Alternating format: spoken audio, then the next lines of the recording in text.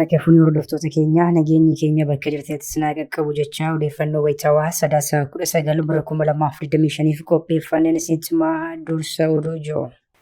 Ajajaa olaanaan ABO Jaalmarroo Dirribaa dirree irratti miseensota ABO'f wayitaa haasawaa taasisuu suur-sagaleen mul'isu bahuun qalbii namoota hedduu hawwate. Manni maree dhimmoota Islaamummaa Itoophiyaa dhimma barattoota Musliimaa ilaalchisee ministeera barnootaa Impaayeritti himate. Kibba Itoophiyaatti albuunni addunyaadhaaf akkaan barbaachisaadha jedhamee argamuun ifoome. Muummichi ministeera Itoophiyaa Abiyyi gara Eertiraatti jaarsummaa ergachuun dhaga'ame. Eertiraan ammoo wabii amanamaa akka barbaaddu ibsitee jedha gabaasni arganne. Warri toora YouTube chaanalii kanaaf haaraa subscribe, like, share taasisaa jechaan gara bal'ina oduutti sin dabarsa. Ajajaa olaanaan ABO Jaalmarroo Dirribaa dirree irratti miseensota ABO'f wayitaa haasawaa taasisuu suur-sagaleen mul'isu bahuun qalbii namoota hedduu hawwateera. Gootummaa lolaa, bilchina yaadaa fi dubbii taasisuun gaggeessitoota akkaan jaallataman keessaa tokko kan ta'e Jaalmarroo Dirribaa Itoophiyaan Impaayerri jedhamtu sammuu dhalootaa keessatti kufteetti jedhe. Raasaa Oromiyaa aannan keessaa baasaa jechaa turre sun dhiyaateera kan jedhe Jaalmarroon mootummaan buttaa sobaan ijaarame, sobaan jiraatee, sobaan ammoo du'uuf deemaa jira jechuunis dubbate. Waa'ee gabbina waraana isaa irraa kan dubbate Jaalmarroon mooraa keenya kanuma ni bal'ate ni guddate malee jechuun hime. Nuti meetira tokkoyyuu hin sochoone kan jedhu hoogganaan WBO kun lolli duubatti deebisee akka hin jirre himuun leenjifnee Oromiyaatti bobbaasuu hidhannoo diina irraa hiikannee hidhachuu fi hidhachiisuu itti fufneerraa jechuun dubbate. Dubbii isaa kanaan lolii lolchiisuun bilisummaa dhugoomsuun qabsootti gudunfaa gochuuf hojjetaa jirraa jechuunis akeekkachiise. Warra loltoota WBO qeeqanii jaanjoftuu kan jedhe Jaalmarroon rifeensa keenya guddifachuunis ta'e uummata keenya keessa sochoonee dhadhaa dibachuun jaalala uummataa qabaannaanii jedhe. Uummanni qaama jibbe dhadhaa isaa dhiisiitii udaan isaayyuu hin dibuu jedhe. Dubbiin kun kan qondaalonni mootummaa WBO mandara keessa deemee dhadhaa dibachuu fi rifeensa dha'achuuf qofa jechuun qeeqaniif deebii laatame ture. Uummati suni ka rifeensa nuu guduru dhadhaa nu diba dhadhaa dibachuu qofa jaanjoftuun suni beekta. Jaanjoftuu namaan jetti. Jaanjoftuun akkasii sun uummanni Oromoo udaan saatuun dibu beekadhu dhadhaa isaatiin miti. Udaan saatuun dibu. Inaaffaa jechuudha. Udaan lafa gatanii hundi uummanni Oromoo. Qondaalota mootummaa cimsee kan qeeqee Jaalmarroon obbo Shimallis Abdiisaa gaafa handhuurame soba isaa handhuuran jechuun ibse. Kunis sobni hoogganaa naannoo Oromiyaa hagam guddaa akka ta'e ibsuu jecha inni fayyadamedha. Lammaa Magarsaa akkamiin hoogganaa isaanii qabsootti kan fidanidha jechuunis dubbate. Soba akkanaan biyya butuchanii kasaaraa hammaataa itti fidaa jiru jechuunis ibse. 48 qabuufaa tokko jira Shimallis waan jettan suni. Shanee! Ilkaansaa 48 beekta. Harkarroon akkasii sun shanee maal beekti Lammaa Magarsaa hoogganaa. Yaaboo kun gaafa haati isaa handhuurteeyyuu sobaa isa handhuuran fakkaata. Lammaa Magarsaa isa nu hoogganabbo. Nu warra Lammaa Magarsaa iyyuu gara qabsootti fide yaaboon beektu. Warri har'a asitti qawwee hidhachuu dhufe isa kadeessa beeki. Dhakaa darbachaa ture warra akka Shimallis warra akka Lammaayyuu gara fuulduraatti gabrummaan akka sabaatti qabnurraa gabrummaa akka dhuunfaatti Tigiree jalatti cafaqamanii bulan keessaa iyyuu nuuf ba'a. Akkasumatti dargaggeessicha inni har'a hidhate suni Lammaan maal isa hooggana? Warri amma biyyattii bulchinaa jedhan seera addunyaa kan hin beekne inumaa seera biyyattiiyyuu kan hin beekne waan ta'eef isaan akkanaa waliin walii galuun nutti ulfaate jechuunis waa'ee marii kanaan dura taasifamaa ture irratti dubbate. Mootummaan Impaayeritti Jaalmarroo Dirribaa sodaa fi naasuu isaaf qabu irraa kan ka'e si'a hedduu ajjeefneera jechuun OBN dabalatee miidiyaalee afaan bilxiginnaa ta'aniin gabaasa sobaa hojjechaa turuun ni yaadatama. Argine warra kana waliin teenyee teessee waan waliin haasoftu miti. Biraanuu Juulaa seera addunyaatu hin beekani seera addunyaa dhiisii WBO'n seera isa biraatu hin beeka. Warri waliin teenye immoo seeruma biyyittii konstituushinii biyyittii irra waan jiru iyyuu akkatti haasa'u hin qabu. Kanaaf walii galuu dadhabne beekta.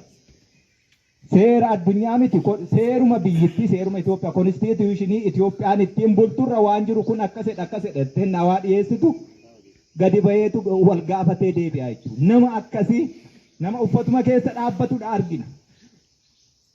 Uummanni Oromoo waan ittiin xumurachuu qabu karaa hedduu jira. Nagaafis nuti ammayyuu har'ayyuu balballi keenya bana.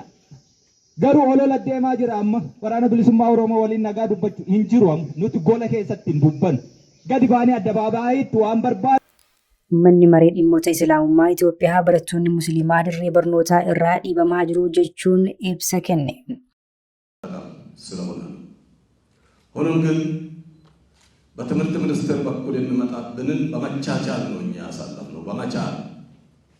በመቻል ነው ያሳለፍነው።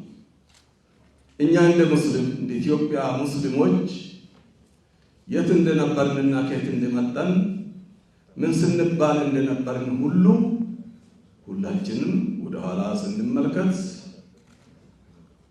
እናስታውሳለን። Pireezidaantiin mana maree dhimmoota Islaamummaa Itoophiyaa Dr. Kabajaa Sheek Hajii Ibrahim Tufaa haala yeroo irratti ibsa guyyaa kaleessaa kennaniin ministeerri barnootaa dhiibbaa guddaa barattoota keenya irraan gahaa jira jedhan. Dhiibbaan mootummaa darbee nurraan gahaa ture mootummaa jijjiiramaan furmaata argatee jennee eegaa turre kan jedhan Sheek Hajiin barri kun kan walqixxummaati malee baranni tokko isa biraa danda'ee deemu miti jedhan. Waggoota darban keessaa mootummaatti ajandaa haaraa uumuu irra jennee rakkoo dirree barnootaa keessatti barattoota musliimaa irra gahaa ture obsinee baachaa turre ammaan booda garuu hin dandeenyu kanaaf ministeerri barnootaa yeroon furmaata kaa'uu qaba jedhan.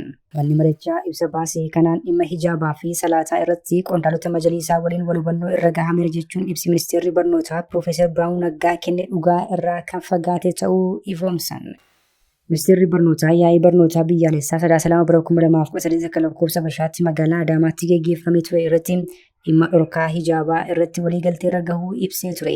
Manni maree waliigalaa dhimmoota Islaamummaa Itoophiyaa itti dabaluun ministeerichaa dabalatee qaamoleen tokko tokko akkaataa heera biyyattii keewwata 11 fi keewwata 92 ittiin hiikan haala tumaaleetiin ala ta'uu fi akeekaa fi fedhii miseensota mana maree heera mootummaa waliin kan wal faalmessu waan ta'eef fudhatama kan hin qabne ta'uu ibse. Ministeerri barnootaa akkaataa uffannaa barattoota dubartoota musliimaa irratti tarkaanfiin fudhataa jiruu fi ejjennoo inni qabu dhaabbata hawaasa musliimaa waliin kan irratti mari'atamnee fi waliigaltee irras kan hin gahamne waan ta'eef fudhatama hin qabu jechuun dubbate. Itti dabaluunis Sheek Hajiin yeroo mootummaan filannoo biyyoolessaa gaggeessuu deemu keessa namoonni ajandaa akkasii kaasan gocha isaanirraa akka of qusatan akeekkachiisaniiru. Kibba bahaa Itoophiyaa naannoo albuudawwan addunyaan barbaadu itti argaman ta'uun himame. Itoophiyaa keessaa naannoowwan kibba bahaa biyyattiitti argaman bakkeewwan albuudonni addunyaan barbaadu jajjaboon itti argaman ta'uu ministeerri albuudaa beeksise.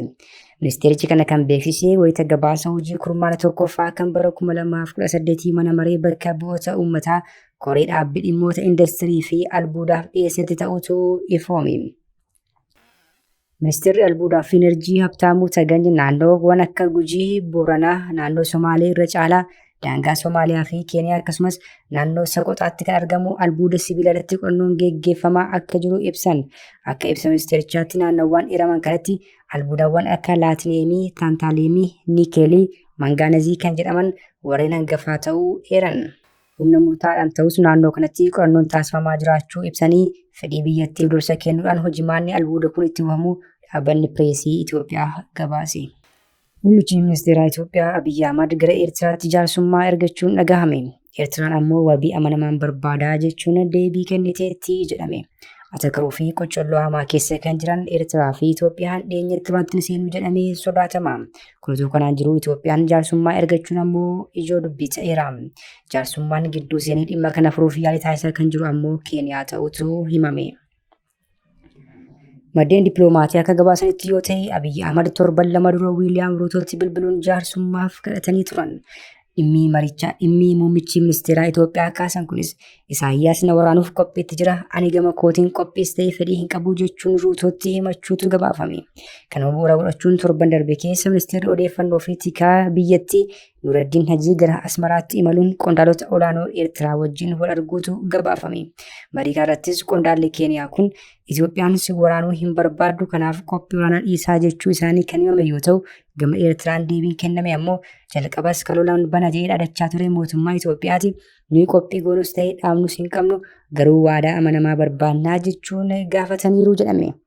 Mootummaan Eertiraa itti dabaluun waraana Tigraayii kan eegalu yoo ta'e kallattiidhaan nu ilaallata jechuun ibsuutu dhagahame. Akka ibsa qondaalonni biyyattii itti yoo ta'e lolli Tigraayii kan eegalu taanaan itti aanee kaarii lamuunuu waan ta'eef lola sanaafis xiyyeeffannoo addaa laannee hordofaa jirra jedhaniiru. Bilxiginnaan kan duraa Itoophiyaan hulaa galaanaa akka qabaattu gochuuf humni nu jala dhaabbatu hin jiru jechuun dhaadachaa kan ture yoo ta'u amma ammoo balaa dhufuu lafa jala sodaachuun jaarsummaa ergataa jira jedhame. Hordoftoota keenya oduu isaatii kanaaf qabannee dhiyaannee nagaa ammaatti hordoftan ture oduu biraan hanga walitti deebinutti nagaatti.